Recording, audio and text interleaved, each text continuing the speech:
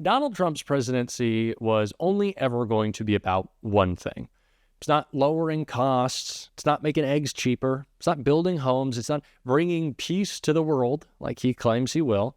It's about vengeance. It's about retribution. It's about using the government to go after his enemies, no matter if they broke the law or not, which in all but I can't think of any cases, they didn't. Liz Cheney is the perfect example. Someone Republicans, like Donald Trump, claim is a criminal, but can't find what law she's broken. Yet they still want to go after her. And that is what Donald Trump's plan is in his administration. But Democrats and Liz Cheney are pushing back against Donald Trump's crusade against his political enemies, and we are going to get into all of that. But before we do, if I could quickly ask you to leave a like on this video, and if you haven't already and you enjoy our channel, to hit that subscribe button. It goes a long way, and it really means the world to me.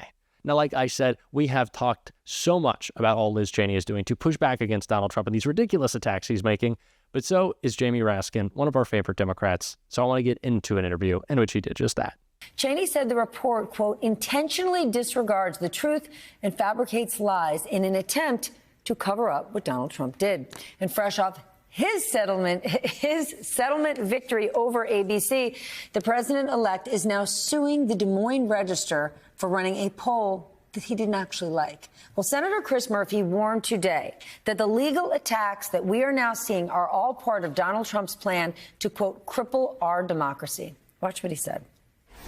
In countries where that happens, where the opposition fears going to jail, so they stay home, and the press doesn't tell the truth because they fear consequences, democracy dies. And Trump, over the last 4 days, is showing you that plan to suppress the opposition and to suppress the press. And so far, he has had stunning success even before he gets sworn in. I want to welcome Representative Jamie Raskin of Maryland. As of today, he's also the new top Democrat on the House Judiciary Committee. I don't know, you won this big thing that is a great big headache in the next 4 years. So I want to start, I'm so glad you're with us, and get your reaction to this warning from Senator Chris Murphy. Do you share his fears? Well, of course, he's right that what we see is the formation of a new billionaire oligarchical class which wants to participate in government with a putative monarch and run roughshod over all the laws and the Constitution. But we've got a resilient Constitution in America that will protect both the press and political opposition, I believe. You know, they're going after Liz Cheney, talking about the fact that she spoke with one of our witnesses, Cassidy Hutchinson. Yes, that's what legislative investigators do. We talk to witnesses and we bring them forth and they testify under oath, as Cassidy Hutchinson did. And nobody has accused her, much less proven that she's told any lies. So how exactly did Liz Cheney in any way suborn perjury or coach false testimony? Is ridiculous. And that's as a matter of fact. As a matter of law, of course, everything we did in our legislative capacity, serving in an investigative committee, the January 6th Select Committee, was protected by the Speech and Debate Clause, which says that when we act as legislators, either legislating or researching or investigating, we are protected from attack by another branch of the government, by the executive branch. So I think that we've got a resilient constitutional structure. Obviously, it's being put under stress, and these guys do model themselves after Putin in Russia and Orban in Hungary and Kim Jong-un and all the other autocrats and kleptocrats of the world. But we're going to model ourselves after prior generations of American patriots who stood up for the Constitution and the Bill of Rights. So if you're not worried for Liz Cheney, you know the truth, you worked with her, she'll be fine. What about this threat? Right, for others going forward, if they look and say, man, look what Liz Cheney is going through. I don't want to stand up to Donald Trump. I don't want to get in the way of this and potentially be his next target. Are you worried about what's to come in the future? Yeah, I didn't say I wasn't worried, Stephanie. I said, I'm worried, but we are taking the precautions we've got based on our constitutional system. And that's true not just for Liz Cheney and other legislative and prosecutorial investigators, but it's also true for the freedom of the press. When, Donald Trump says he's going to go after any newspaper or TV station that has said something he doesn't like, that's not the constitutional standard. The constitutional standard is New York Times versus Sullivan. Did someone deliberately tell a defamatory lie about you, a lie that either they understood not to be true or where they were deliberately reckless with respect to its veracity? That's a very tough standard. And that's why, ABC News and other media entities should not just be giving in to Donald Trump's army of lawyers that go after people. We've got to hang tough for the Constitution. Why do you think they went after Liz Cheney? Because Adam Kinzinger was also on that committee. A number of Republicans also spoke out, testified, spoke out against Donald Trump. Why do you think Liz Cheney is the target?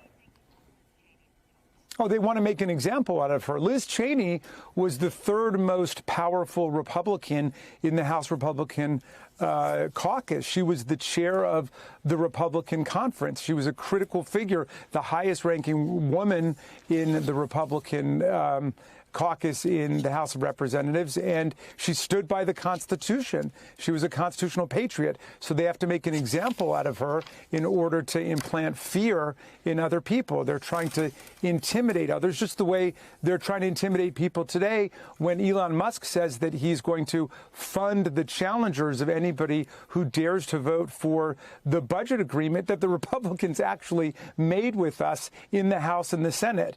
And so it's like Elon Musk has become the fourth branch of government, and then Donald Trump, I guess, trailing behind. He's like the fifth branch of government. But it's the oligarchs and the monarchs who are trying to dictate to the people who actually participate in the representative democratic system. What do you think about that? Just today, Mike Johnson says he was texting with Elon Musk. What's your take on that? Well, of course, he's got a right to text text anybody he wants to text with. But as it relates to the spending bill, sorry, not just how are rockets doing today regarding the spending bill. Apologies. Right. But that's what I mean.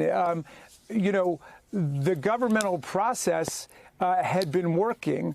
There was real bipartisan compromise in action. We had come up with an agreement to keep the government of the United States going so people can get their VA benefits and their Social Security checks. And so the government can be doing all of the things that it does with the highways and the national parks and the museums and so on. And then one guy who happens to be the wealthiest person in the world, decides he's very willing to shut down the U.S. government if he doesn't get his way, after the whole legislative process has been taking place successfully for the last 5 or 6 or 7 weeks. And both parties gave, and there was a compromise. And yet this new branch of government erupts. And then nobody knew where Donald Trump was until he said, well, yeah, go ahead and renegotiate it. And, I would like to see some changes to what is it he decided he wanted to do here? Lift the credit limit, I think, is what he wanted to do. He said he didn't want to do it under the Trump administration. He wants to do it under the Biden administration. He wanted to accomplish that, so that would be blamed on the Democrats. I mean, this is just pure chaos. And I got to tell you that a lot of us in Congress looking at it, living through it, are coming to the conclusion that chaos is not some incidental byproduct of some coherent political agenda they have. Chaos is the point. Chaos is the whole objective here. And that does feel like authoritarianism, when they want to destroy democratic institutions and democratic processes and replace it with chaos. There are a lot of people who are going to be hurt by this.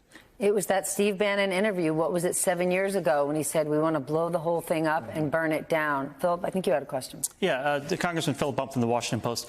Your old sparring partner on House Oversight, James Comer, had an interview today. He obviously is one of the central people pushing for the impeachment of Joe Biden based on what Hunter Biden had done. And he said this, he was asked if he was going to hold the same standard for President Trump. He said this: as long as President Trump is transparent, I think the American people will give him a pass on his business activity.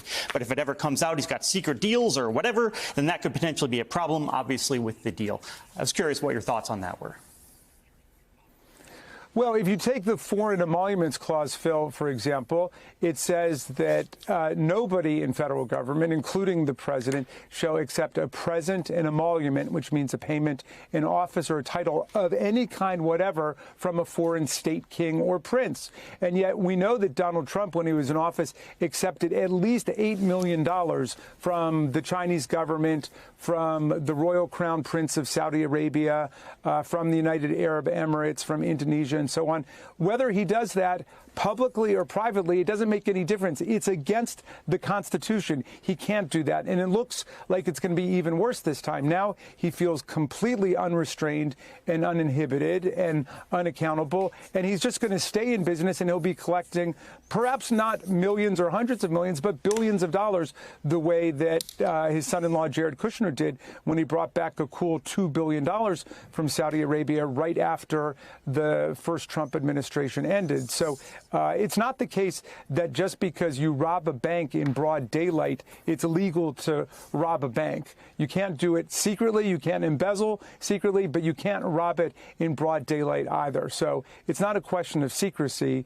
The White House cannot be a money-making operation for the president and his family. The world would be a much better place with more Jamie Raskins.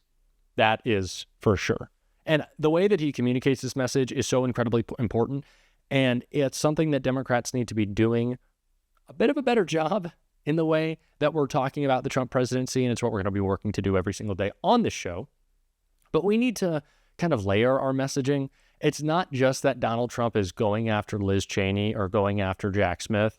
Although these are characters in our lives, these are people who we know their names. That doesn't really necessarily ring true to the average person not really paying attention to politics, unfortunately, that Donald Trump is going after his political opponents. It should be bigger news, but it's not.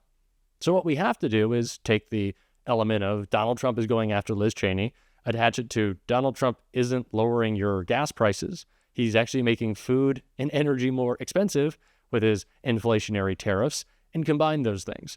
Donald Trump is breaking his promises to make your life easier because he's spending all his time making someone else's worse for no reason, because that's what he's about. That's the message that we have to continue to put together to make sure it breaks through, because as we learned in this election, we know our policies are best. Our messaging seems to fall short of that sometimes. And so we are going to work together on this show to make sure that doesn't happen anymore. And I appreciate you being a part of that. And if you want to support that, as always, you can hit that subscribe button. You can leave a like on this video. And if you stuck around at the end, you can drop a blue heart in the comments. And until next time, I'll see you soon.